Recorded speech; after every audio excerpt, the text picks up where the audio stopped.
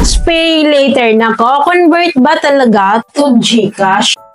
So, ang dami nung nagko-comment at lagi kayong nagtatanong sa akin. Actually, hindi lang siya ngayon. Ang tagal nyo nang tinatanong, for almost a year na nga nagtatanong kayo sa akin. Up to now, so flooded talaga siya sa comments. Sa kahit anong videos ko, nagtatanong kayo regarding conversion ng last pay later to cash. So, possible ba talaga na mako-convert natin si last pay later or good as cash? So, by the way, kung nandito kayo sa channel ko, napadaan kayo dahil gusto nyong malaman on how to convert last pay later to cash. So, unfortunately po, this video is not for you. So, ang video po na ito ay hindi tutorial kung paano po mag-convert ng last pay later to GCash. So, sa video po na ito, isi-share ko lang po sa inyo yung thoughts ko, yung knowledge ko regarding this process or regarding this matter. And also, isi-share ko lang din naman sa video na ito yung possibility na pwede palang i-convert si last pay later to cash via.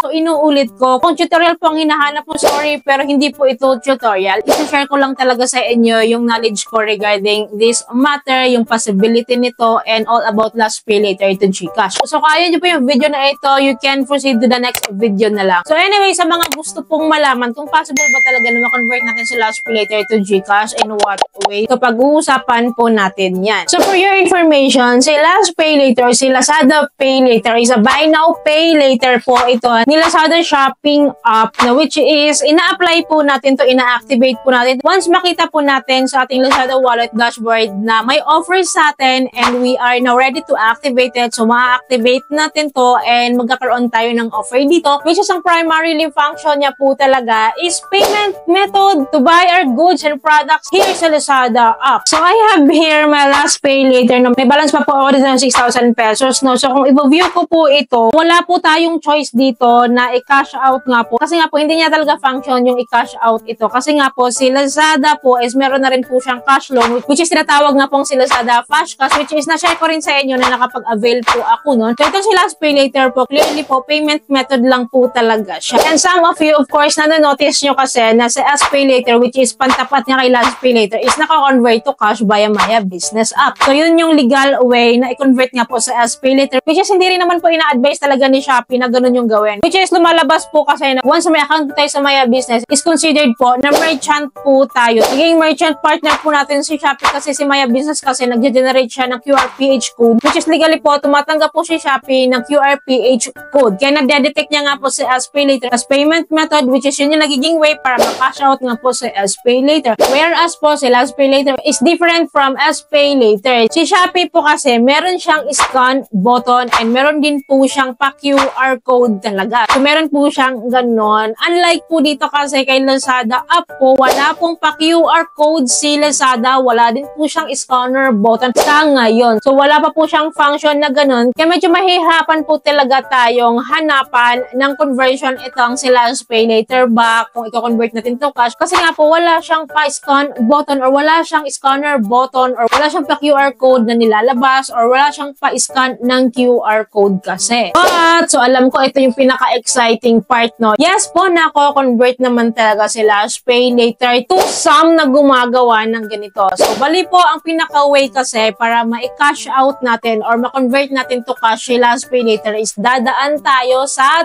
traders. Yes po. So, ang dami pong traders ngayon na nag-o-offer ng conversion from last pay later to GCash. So, paano po ba nila ginagawa yung ganitong activity? So, commonly po, ang nagiging activity talaga ng mga trader to convert last pay later to cash or to our GCash account is via Lazada checkout. Yes po, sila magiging seller. Kung baga itong mga traders po is magiging acting seller po sila sa Lazada shop. Meron po silang shop sa Lazada app. So in that way po, of course, magpa-flash sila ng mga Lazada products nila dyan. I don't know kung anong mga products yung ipa-flash nila dyan. Pero talagang ginagawa ng mga seller na ito or mga traders na ito is advice po nila yung magpapa-convert na i-check out yung product or yung link na isa-send sa kanila. Yun po yung product link ni Lazada. Tapos gagamitin po nila si last pay later as payment method. So kapag ginamit po kasi nila si last pay later as payment method, doon nga po sa shop ng traders po na yon or ng sellers na yon, is automatically kasi cash po na darating kay seller yon. So good as cash po na darating sa seller yon. Kung ginamit mo pang bayad, which is si last pay later nga po. So naintindihan niyo po ba yung sequence? So ganun yung ginagawa nila. Again po, ang process po talaga ni traders sa last pay later to GCash is via Lazada checkout. Mag-order po kayo or mag-checkout po kayo sa shop nila. Wala naman talagang product na darating sa inyo, pero parang mostly talagang ginagawa nila, naka-box lang yon. Para din, meron silang ipaprocess, then marireceive mo siya. And then once na-receive mo yung parcel na yun po, so i-confirm mo na na-receive na, automatically po yung binayad mo through last pay later is good as cash na mapupunta sa seller yun. So nagigets nyo po ba? So ganun yung ginagawa po ng mga traders para ma-convert po yung last pay later nyo. Kaya nga po sinasabi nila, hindi real time po kapag nag-convert tayo ng last pay later sa kanila. Yun yung sinasabi nila kasi nga po, ganun yung process kapag nag-checkout kayo ng product sa kanila, sa shop nila sa Lazada, tapos gagamitin nyo si last pay later as payment method, dun pa lang nila makukuha good as cash yung binayad mong last pay later kasi once na-receive mo yung parcel. So ganun yung kalakaran po ng mga traders. Kaya sinasabi nga nila, willing to wait ka ba para ma-convert yung last pay later to cash mo? Yun yung activity po nila. So ganun po yung nangyayari. Kaya po nako-convert siya. So again po, ganun po yung ginagawa ng iba para ma-convert po ito si last pay later to cash. So via traders po, via Lazada, checkout. So as of now, ganun lang po muna yung way na ma-convert nga po si last pay later. Pero kung ako kasi ang tatanungin nyo, bakit ko pa siya i-convert?